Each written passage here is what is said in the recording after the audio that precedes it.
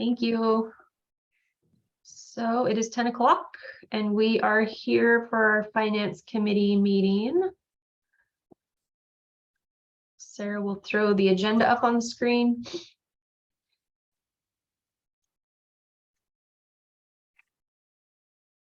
Can you not see it? Not open.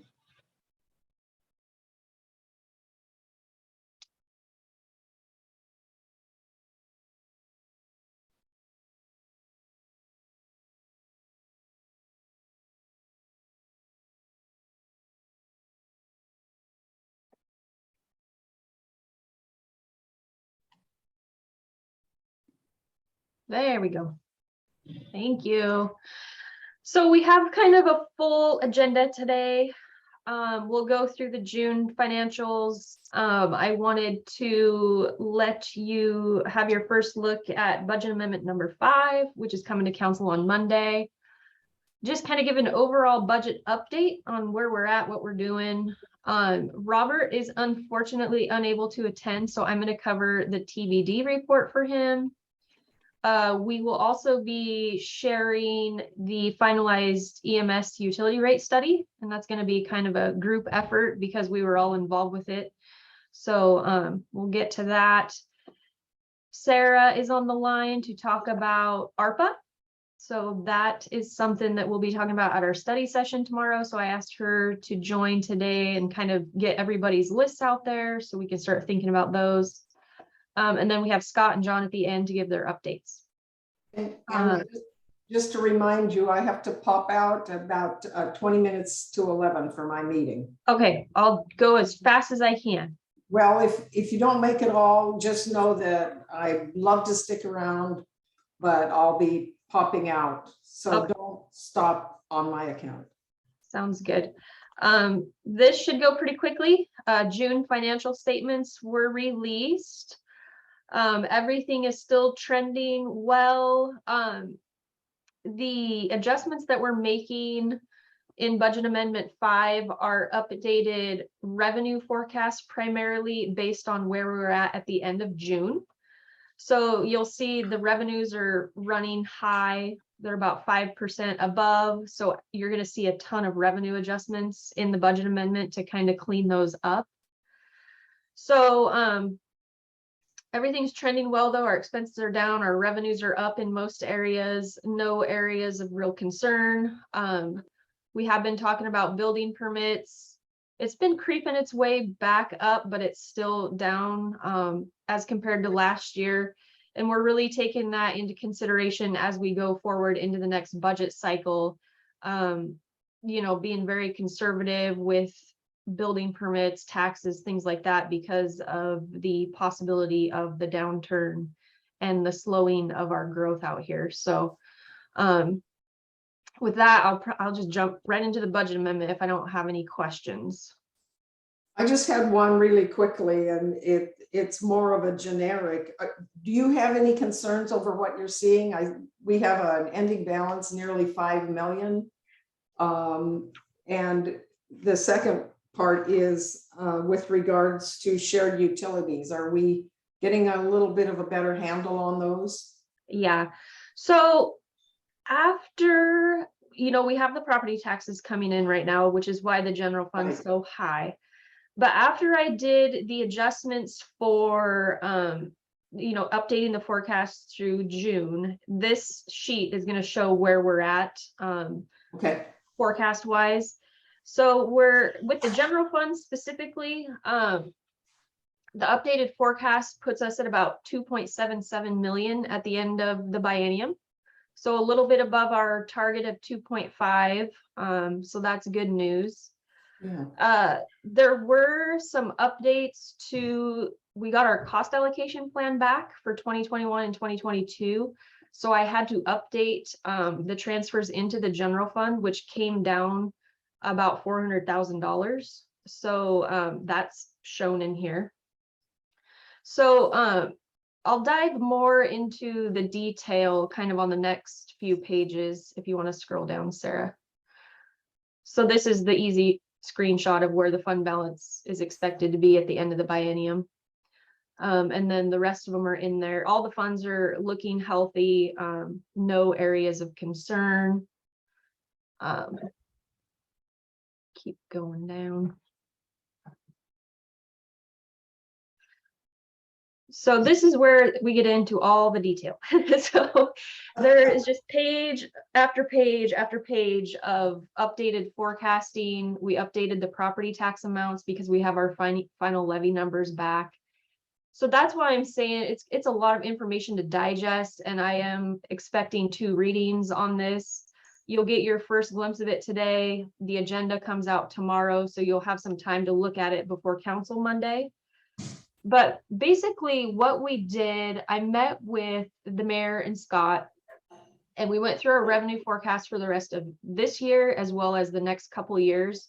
And kind of the trend that we're seeing is 10% down versus where businesses were at this time last year.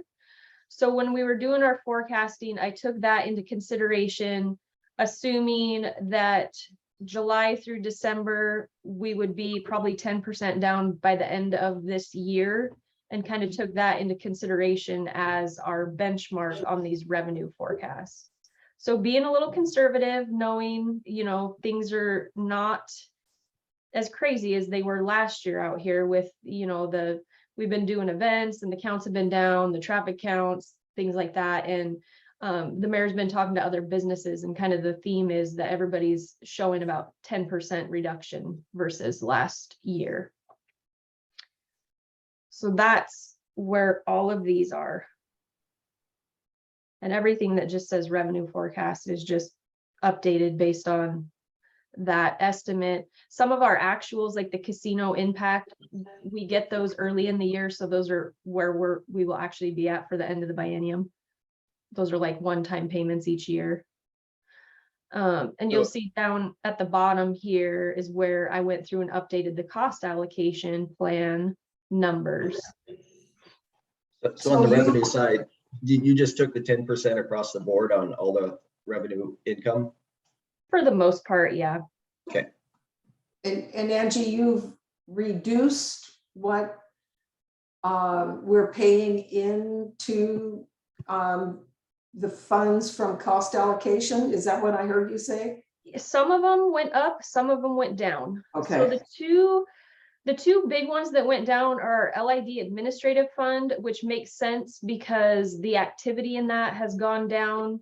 You know, a few years back, we had 200 properties for sale and we were spending a lot of time on LID stuff, but it's Right. just, it's getting to the end of that. So that came way down.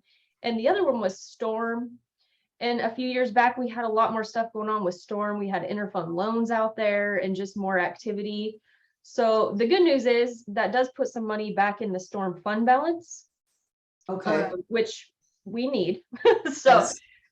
but some of them went up. So the EMS fund, they have more employees than they had. So that one went up. The convention center's doing events. So that one went up. So it was just, our last one was done in 2015. Right. And we just really have changed so much since then that it was pretty critical to have this plan done and get those updated. And what I'm going to recommend is, you know, in the past, we've done these like every 5 years, but I'm going to ask that we just start building them in to the second year of the budget cycle going forward. So we have current numbers to go by, because everything's changing so fast out here that I think we need them done more routinely. It makes sense. Yeah. Will you have a sort of a brief report at some point? Perhaps not this meeting, this next council meeting, but it'd be good, I think, for us as a council and for the public to see what percentage each fund pays into that shared utility. So is it 30% for EMS and 25% for water? And you know what I'm saying? I think that would be helpful. And the good news about that is those are the exact allocations I need to use for the next budget. So yes, Right. I will be doing those. We can even post that plan online. I mean, it's finalized, and we can post it in the finance section on our website too. It's a great idea. I did update, Sarah just scrolled by ARPA, but I wanted to get that in there. We did get our second installment. So I wanted to make sure we had everything in there because I know we're going to be talking about that a lot. Some of these other ones are just, again, updated revenue forecasts. The golf course did start paying lease payments in May of 2022. So I updated that forecast through the end of the year. EMS, similar stuff, just went through and looked at everything and kind of reforecasted. I'll keep going. I don't think there's anything standing out here, just a lot of hotel motel tax is going to be a big one we'll be talking about. Obviously we had record-breaking numbers last year. This year I did ratchet those down a little bit again because you would just want to be conservative with those because that's stuff that we kind of spend ahead of time. So we need to make sure we have enough in there to fund the requests and the awards through the LTAC. The convention center, I updated a lot of these. So the big ones were the events. We went into them not kind of knowing where we would end up on revenues for them, but you know, Razor Clam's done, Sand and Sawdust is done, so those two are in there. Hog Wild is just our best guess because we're not quite into that one yet. So we were down for Razor Clam and up for significantly for Sand and Sawdust and Winter Fantasy. It looks like.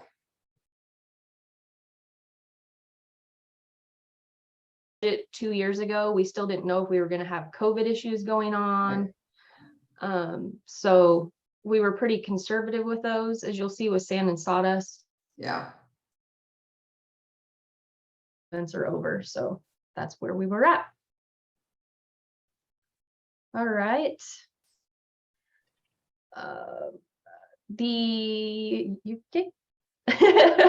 There's some stuff in here. I went through council's approved list as always and put everything that you've approved during the last quarter in the budget amendment as well. Those are noted on the dates that they were approved. And you'll see that I have the sheet down at the bottom that goes through all of those quarterly amendments as well. The airport, you guys already approved that one. This one's a good one to talk about, the mitigation land bank. So those credits have been selling like crazy. So I got some updated numbers from Marshall, and he's guessing that that's where we're going to end up by the end of the year. I wanted to make sure we got those in there because during the next budget, I want to start using some of that money to pay on that debt, which we've never been able to do before because we haven't had funds available in that fund. But clearly you can see we do now. So I'm going to be asking to use those funds to pay off a portion of the Weatherwax land debt. Yep. Property taxes, those are just updated based on levies. And the utilities are all just updated forecasts based on, you know, activity and kind of where it's trending through the end of the year. Can we go back just briefly? Mitigation fees. Yep. Marshall has told me that we're charging $70,000 per credit. And I wonder if we need to revisit that, given that the city paid somewhere around 90, we approved 90,000 for the mitigation on the High Dunes Trail. Should we be maybe revisiting that? It seems to me that the city shouldn't be paying more than everybody else, and maybe everybody else is paying too little. John, did you want to speak to that? I know we've talked about this with the council before. Well, we talked about it, and of course mitigation is different for each different type of location. So there's some that very little needs to be spent on mitigation, and then there's other ones it's dramatic. Marshall really has a good plan on what the fees need to be. So unless that the council wants to have the discussion and we want to raise the rates because of the demand, that's where we need to be. But the city, if the city is paying, actually the discussion was for the city to pay less because it was a city city project versus a private project. So, but it may look like that we actually paid more because the things that we were mitigating actually had more wetlands that we had to address. But we can always bring Marshall back to explain it. I think he does a pretty good job of doing it. I just wonder about that. As I recall, we're supposed to be charging between 100,000 and 300,000. My numbers may be off a little bit, but it might be something that the council, given that it's a financial question, should be involved in. I'm, just from my perspective, the last time Marshall was there, when he went over the whole thing, I thought it was pretty straightforward, and I liked where he, how he adjusted it depending on what was going on. So, I mean, we can discuss it, but I'm pretty good with what Marshall's been doing, and I think he's doing it fairly and appropriately. Yeah, and I will say too, the intent of selling these was always to pay off the debt. Right. And the forecasting that we've done has basically, even with the rates currently set the way they are, we're gonna have more than enough funds to get that debt paid off. So it was like, is there really a need to raise them if, we're trying to pay off the debt and maintain the property, which we have plenty of money to do. So that was kind of part of the conversation as well.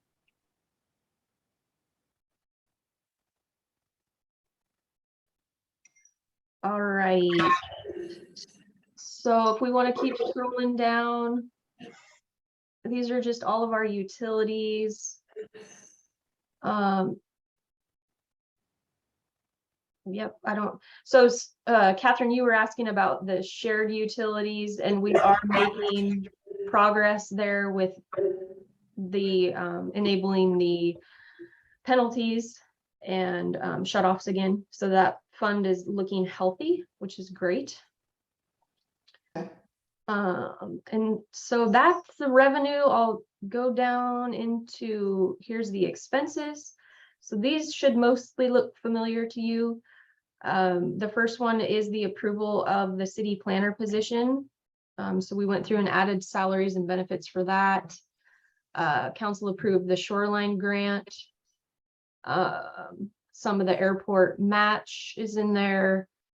The Friends of the Library is just an updated forecast. Basically, whatever donations we get, we just match those up with the expenses because they should net out to nothing. That's kind of a money in, money out thing. The summer fund grant has been on the budget for probably like 4 years now, and that ended up just being returned. The summer fund program has been canceled the last few years, so I'm just zeroing that out. And then there's some more airport grant match in there.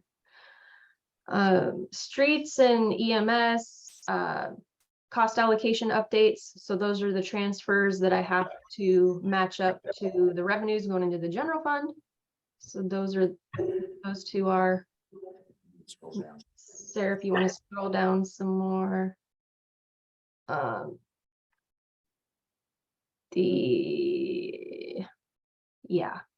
This is just more stuff that you've already approved, the airport grant, cost allocation. That stormwater study is in there. I did move the 165,000. So that's in there. Our fund balance is still looking healthy. It does meet the reserve requirement in the storm fund. I know we talked about that at the last council meeting, that even after moving that 165 into an expense line, we're still looking good fund balance wise there. So Sarah, if you want to keep going down, I think the next piece is just, these are where we're at on the council approved items, starting from our first budget amendment, and it goes all the way up through the current one. So I'll let you guys look at those and you can see the status.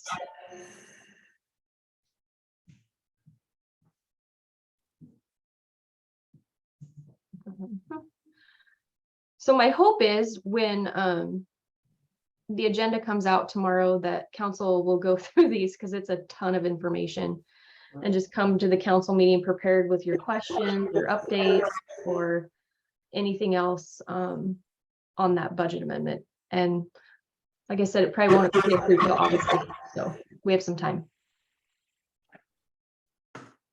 questions on that? Nope, I'm All good. right. The Looks much good. awaited TBD report.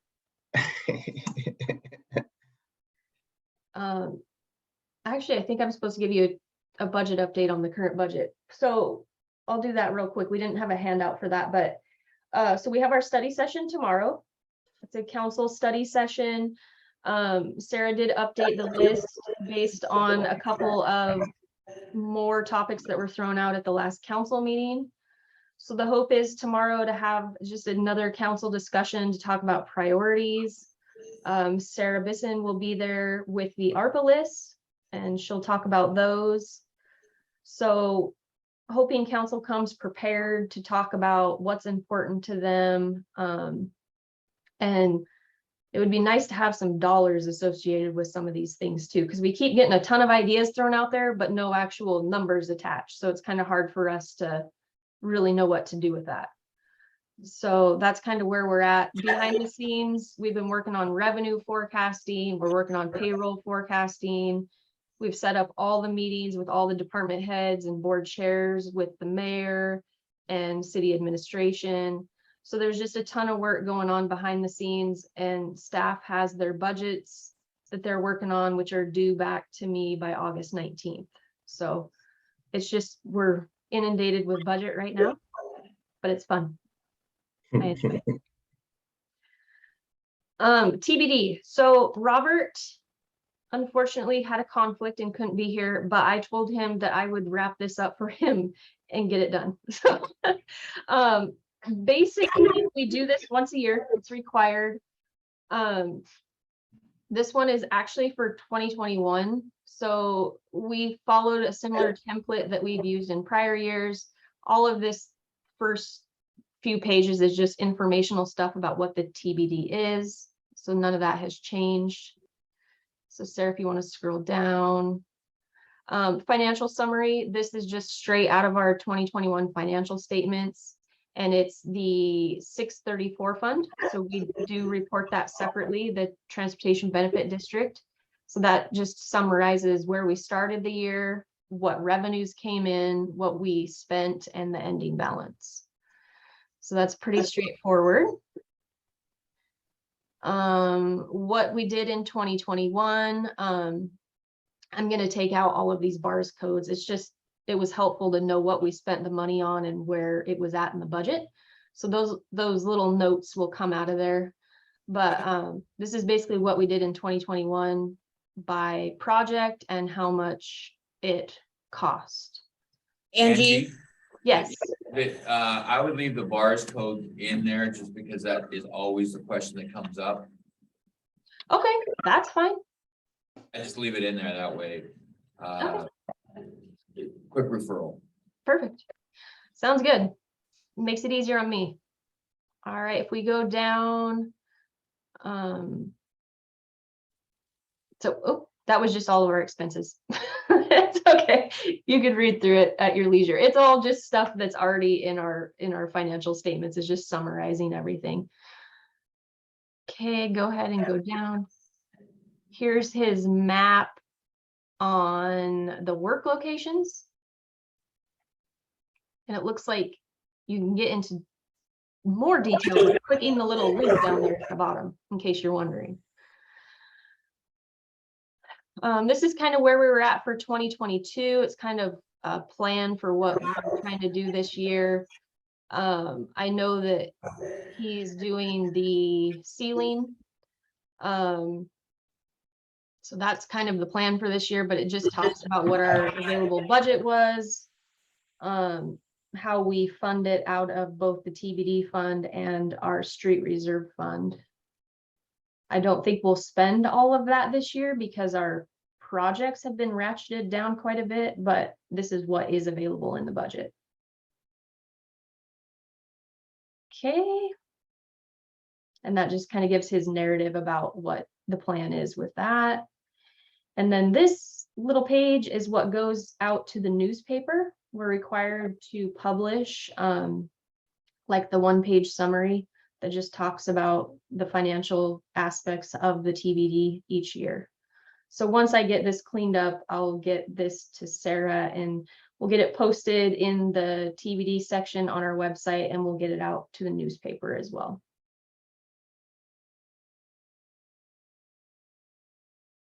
Okay. And this is just the backup behind it in case you guys were interested in where those numbers came from. There's the bars numbers. Is there a new supplier called Rockland, or is that a typo? No, that's probably a new one. Okay, seems really strange that it's just Yeah. one letter off, doesn't it? Yep. If it was Rockland's, it would probably be way more though. Okay, so the next few pages are just the detail for that report in case you want to look at that. So where are we at now? Are we at, I think we're at Sarah? Is she next on the agenda? Oh, the EMS rate study. Never mind. We'll do that one. So that does have an attachment down at the bottom. So we finally, after many, many meetings, got this finalized with our consultant. It's been quite a lot of work to get this little study done, but this is it. And we will be taking this to council on Monday, and Martin Chaw will be there, the consultant from FCS, because he's the expert on everything in this, but we will try to give our high level summary of what this means. So basically we had an outdated study that we needed to update to figure out where we need to be currently and where we need to be in the next 5 years. And I'm not sure if you remember the last study, but they put a bunch of scenarios and, you know, if you hire this many people, it's going to cost this. And so we wanted something similar as we're talking about staffing the fire department and kind of just giving council a bunch of different options and the costs associated with those options. So there's 5 scenarios in here. There's baseline, which is number 1, which is where we're at currently. And I will say that we are already behind where we should be at currently because we haven't raised the rates since we took on the last SAFER group. So you'll see as we get in there, it's substantially lower than where we need to be, and we're actually eating up the fund balance in Fund 104 at a substantial rate by not having that rate updated. I think I've talked to Tyree a couple of times about this, where if we leave the rate where it is right now, his fund will be in the negative by the end of 2024. So we need to fix it.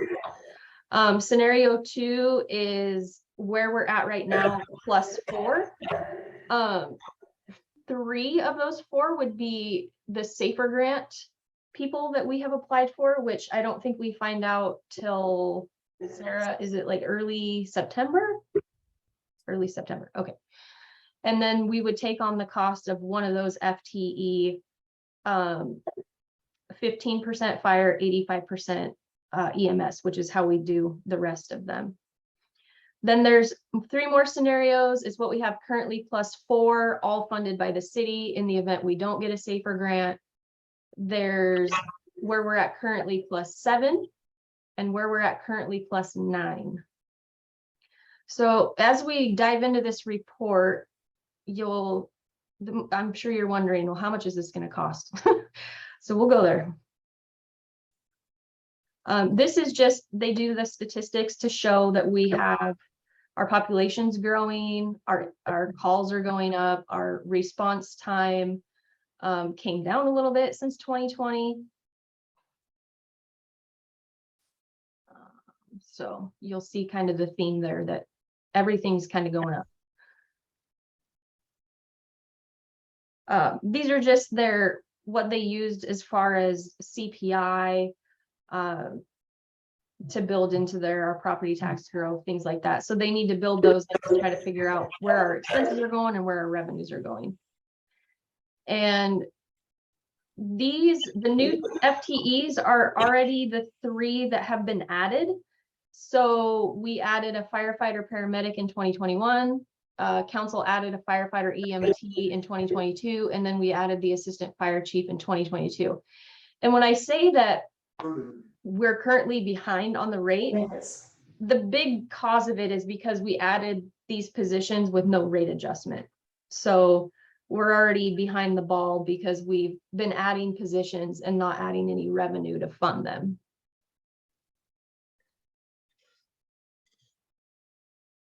And this is just a breakdown of the previous study and the current study. As you know, we pay a portion of it. The general fund pays for the fire department piece, and then Fund 104 is the emergency care fund. And these just talk about the availability, demand out of city. So those are just the detail of what goes into the budgets, basically. So here's where we're at right now. You'll see that we need to increase our rates by $4.61. That's that little snip down at the bottom, just to get us up to where we need in 2022. So when I say that we're eating through our fund balance, that's that revenue shortfall. That's what's covering that chunk up in that chart. So everything that isn't covered by the rate is basically coming out of our fund balance right now, which is why it's going down real quick. And this is where that's expected to go over the next few years if we don't do anything. So, okay, I think there's a little notes, yeah, down at the bottom. So you can see the revenue shortfall increases over the time period through 2027 if we just keep everything kind of status quo. Which isn't good, because that's getting up to almost $1 million a year towards the end there. Okay, so these are the scenarios that I kind of talked about, how they're broken out, what our FTE levels would be if we chose any of these. And if you keep going down, it should start diving into the numbers. Okay, here we go. So scenario 1, where we're at currently, we are at 1903. We should be at 2364. So if we added no positions going into 2023, our rate should be 2508 per month, and then it just goes up from there each year. The scenarios that are going to be up to council to decide on are 2 through 5. Basically, we have to pay for what we already have. That's a no-brainer. We're not planning layoffs, we're not doing anything like that. But the question to council is going to be, do you want to do any of these other scenarios going into next year? So scenario 2, assuming we get a SAFER grant and add 1 FTE that the city funds, our new rate would be $26.29 going into 2023. And it just goes across from there. So if we add 4 with no SAFER, $30.62. If we add 7, $34.70. So you can kind of go through. What I would like to do, which we didn't do last time, is instead of just putting a flat rate in the rate resolution that council decides on, is to actually build this rate structure each year into that to keep up with the costs, instead of having to do a huge increase all at once, like we did last time, and it looks like we're going to do again this time. So the thought would be we can build our resolution based on whatever scenario council selects, and just put in 2023, it's going to be this, 2024, it's going to be this, 2025, just to keep up with it. Could we, I know Catherine doesn't like this, but could we, if we tied it to CPI, and I liked what Seattle did, so it's not, it's a 10-year average of CPI, so that it's would that possibly make it work? Well, the thing is, we have to have a study that backs our rates. So whatever, we can't just raise it without having a study done. And they did build CPI into this. You remember a couple slides ago, I said, you know, they built their, 2.5. yeah. Right. So, I would be really cautious about just saying we're gonna do 26, 29 and then just do CPI. I would prefer that it be based on the actual numbers in the study. Got And it. then if things go up substantially with inflation and things like that, we can always get an updated study and adjust. But it's best to follow what's in here. So can I ask one question? I have to run, but I wanted to ask, what is to prevent us from taking more funding out of the general fund to go to EMS rather than increase the rate? Is there something in the law that says we cannot do that? For example, pay 20% from the general fund instead of 15. Oh, you see what I'm saying? If we can, Yeah. we sort of share the pain. There's not, but I would say that if you want to do that, you're going to have to figure out what general fund areas to cut. Is it going to be streets? Is it going to be parks? Is it going to be the library? Right. Um, So we have to look at priorities, and that's what we're doing in the budget.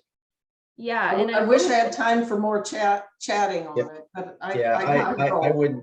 wouldn't be, I wouldn't agree to take it out of the general fund. That's why we did the EMS rate thing to begin with, because when we took it out of the general fund, then the general fund kept getting lower and lower. So exactly.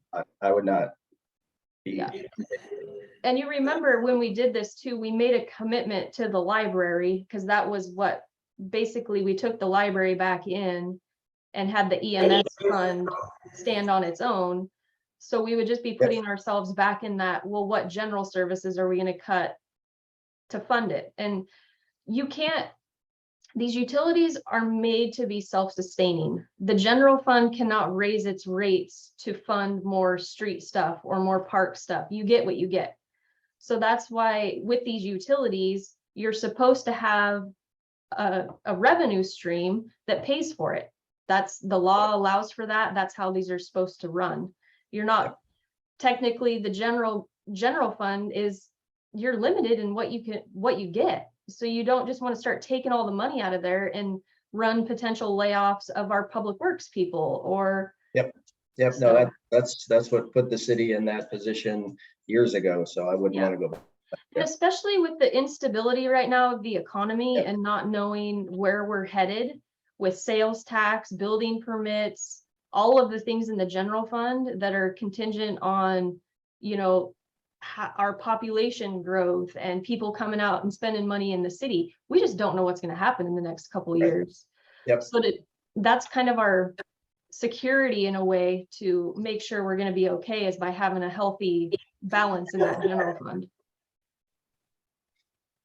So this is gonna be talked about more in depth on Monday, but I just wanted to get it out there and kind of Yep. talk a little bit about, I mean, council's gonna have some hard decisions to make. It's none of the numbers, nobody's gonna like any of them, to be honest, because we have to do something. Yep. It's just how much do we want to do? And that's gonna be up to council to decide.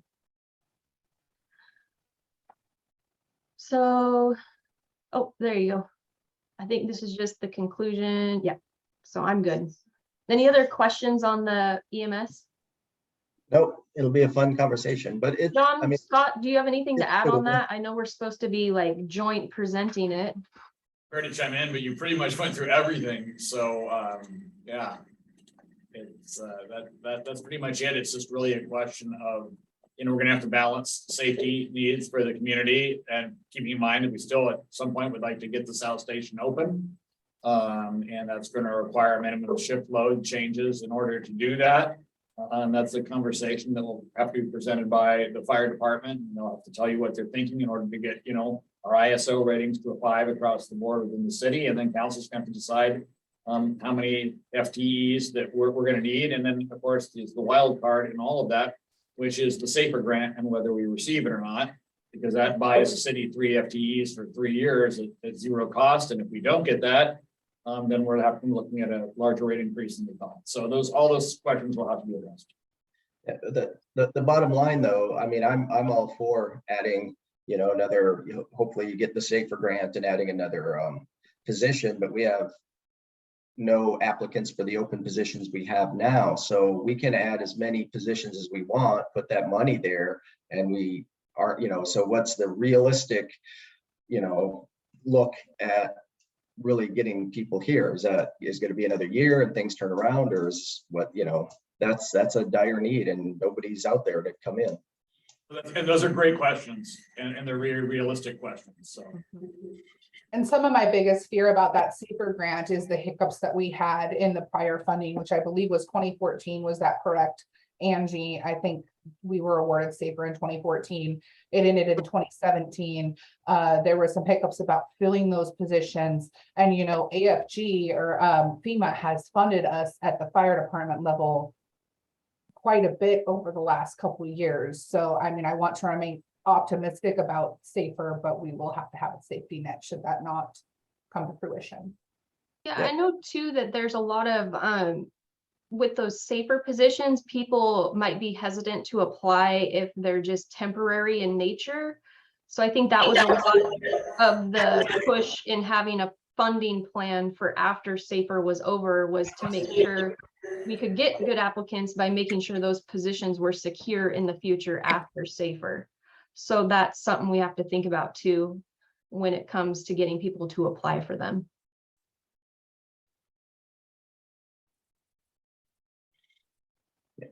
Yeah. All right, Sarah, I think you're up.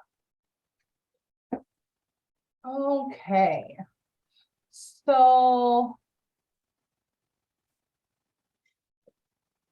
what we're looking at here are our two tranches for our ARPA state and local recovery fund, state and local fiscal recovery fund. The first tranche came in 2021. The second tranche came in 2022.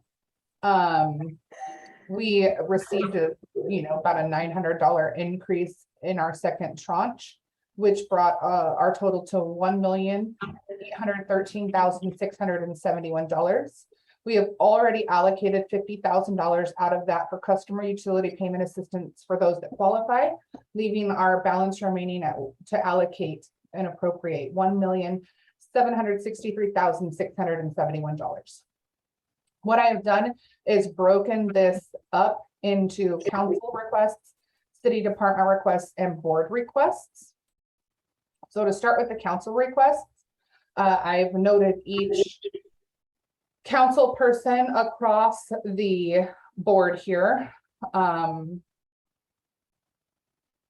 And everything that was listed out, I'm just going to go through the list very quickly. This was based on submissions to me made from the worksheet that was passed around in March, and then going back through the original council request list that we went through in 2021 before the final rule was passed, where some of those items were not allowable, but during the interim rule, but under the final rule are allowable. So citizen utility payments have already been funded at $50,000, which we still have a balance remaining with CCAP for. I'm not sure what that is, but we could certainly get that. And this is in no means prioritized. And my suggestion would be, just of note, many of these requests were not accompanied with dollar amounts associated with them. So my recommendation to council would be to prioritize them and then ask the associated department or council person to follow up in regard to getting quotes on those. For example, the Parks Board had 9 requests. It would be very burdensome to ask them to get quotes on all 9 requests if we're only going to fund the top 1 or 2. So for council prioritization, I listed this here just to make note as we move through with the council. But these were the items submitted: the Oyhut ditch, Catherine had recommended $400,000 towards. Eric had thought perhaps it would cost a total of $1 million, and Mr. Hartman was on board with the Oi Hut ditch. Chinook Park restrooms. It looks like Eric had mentioned those, but there's no dollar amount associated. Bob had suggested the YMCA. Catherine had suggested the ombudsman for business and citizen recovery, uncompensated care costs for COVID treatment.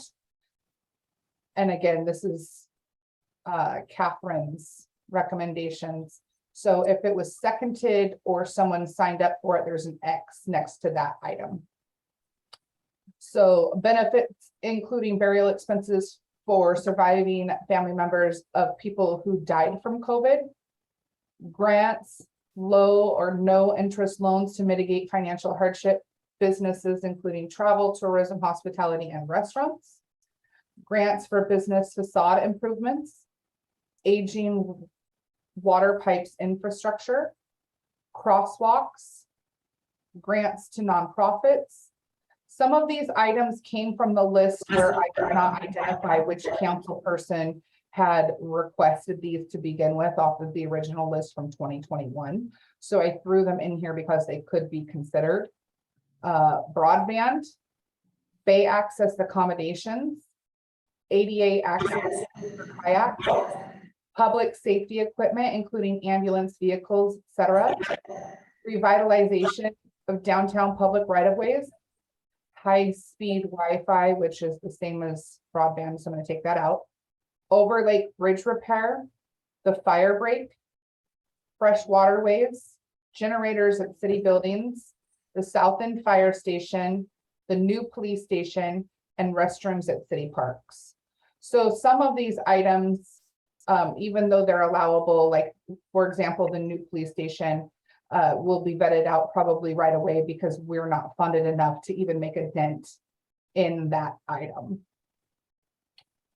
City departments, the Ocean Shores Police Department have requested police vehicles. They need a quantity of 7 for $68,000. And then there's a schematic and how to hire and why they need these vehicles. Excuse me, a schematic on how to purchase. They've also requested a police boat for approximately $50,000 for a boat and to equip it to patrol fresh waterways. The fire department has requested a new ambulance, which kind of mimics what was requested in the council requests, and station addition at the southern station. Angie and I kind of worked through some of these items and recognized an unmet need. So we thought we'd just throw these in here, although they may not have been specifically requested by Robert or his team.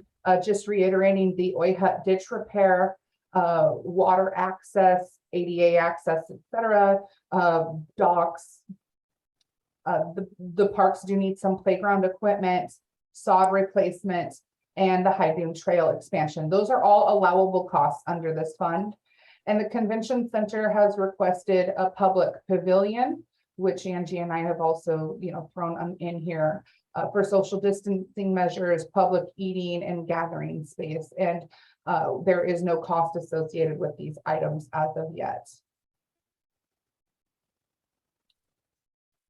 Pretty much the only person that responded were the parks from the board standpoint, and I put these in their prioritization.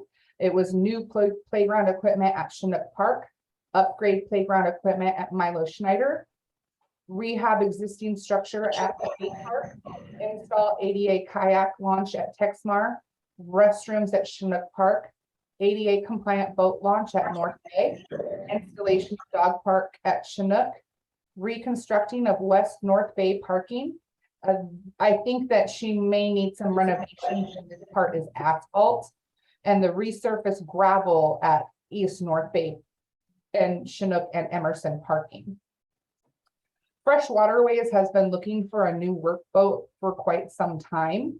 So I'm not sure what the cost is from that. I've heard anywhere from $50,000 to $100,000. So we'd have to work with them if that was something the council wanted to prioritize.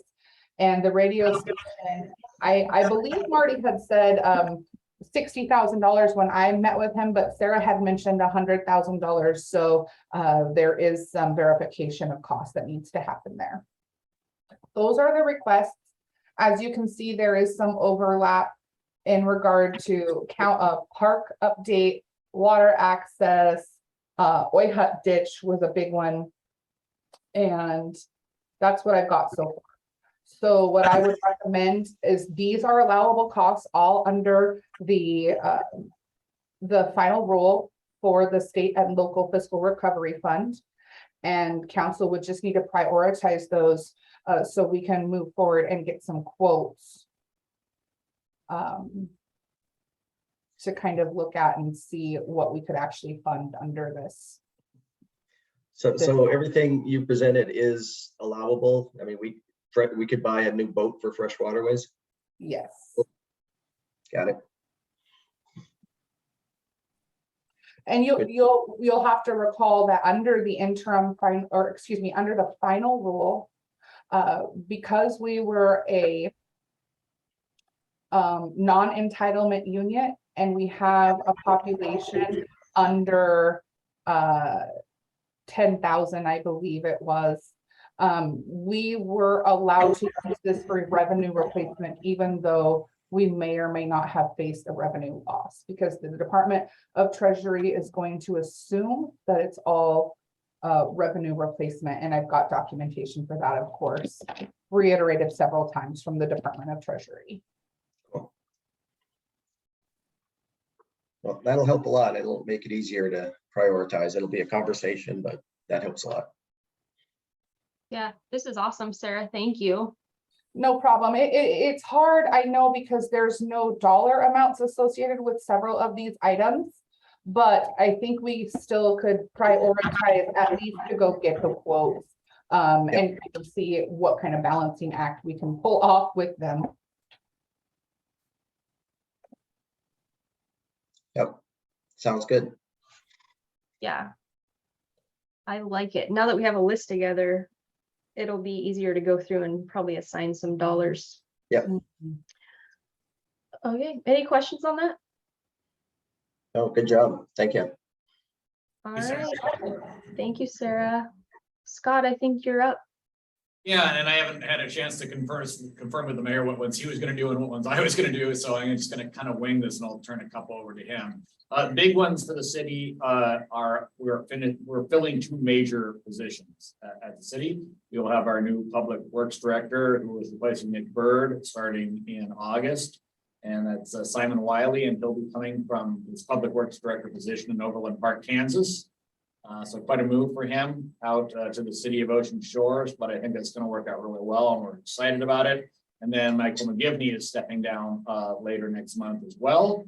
And we have a replacement for him in Roy Simmons. And these are, of course, two really critical positions for the city, and we're very fortunate to be able to get them filled with high quality applicants.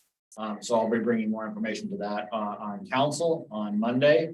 In terms of toxic green algae, the Great Harbor County still owes us a report whether or not our water is safe. We've got the test results to them, but we have not got any test results back.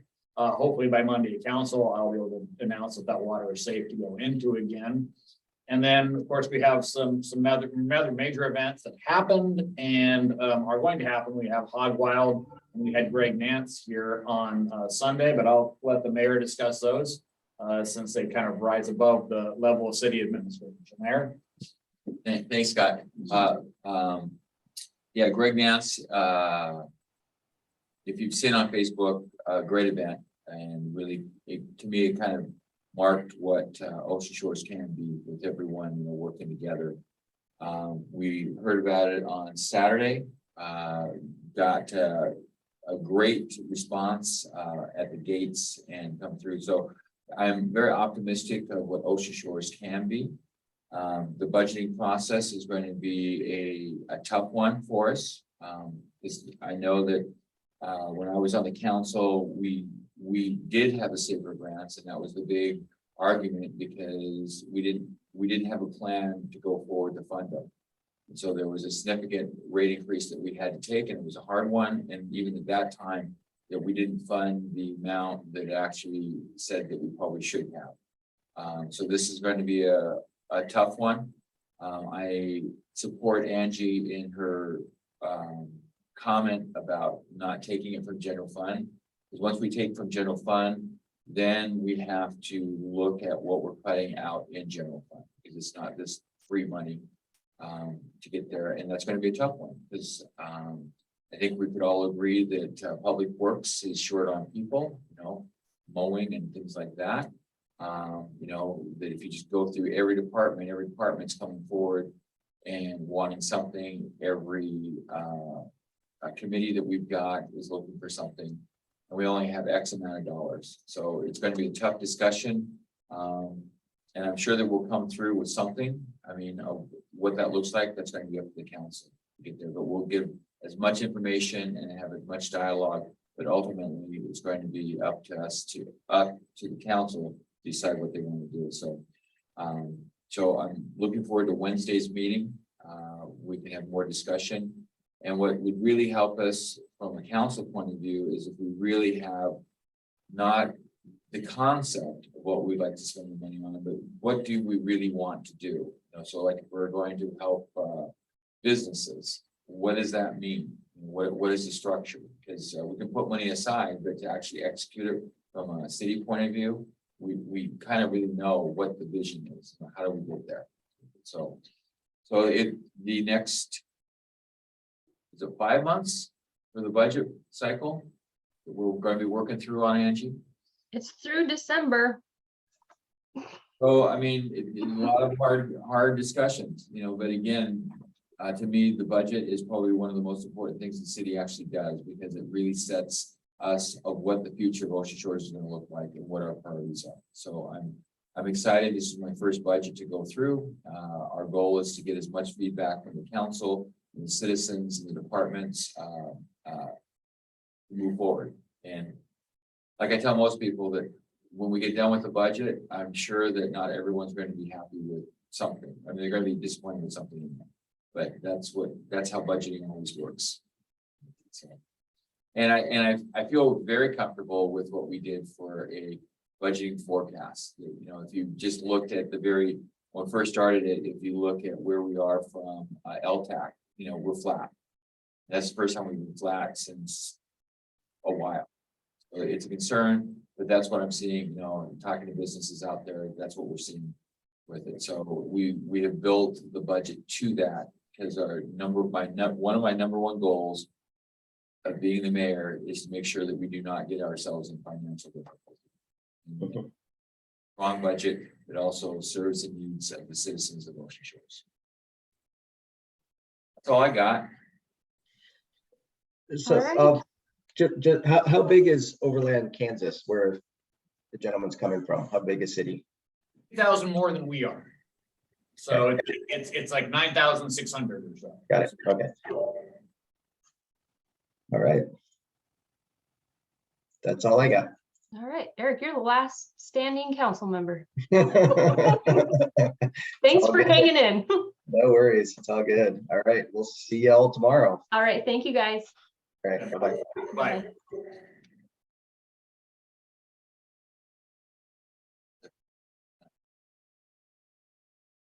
Oh, I got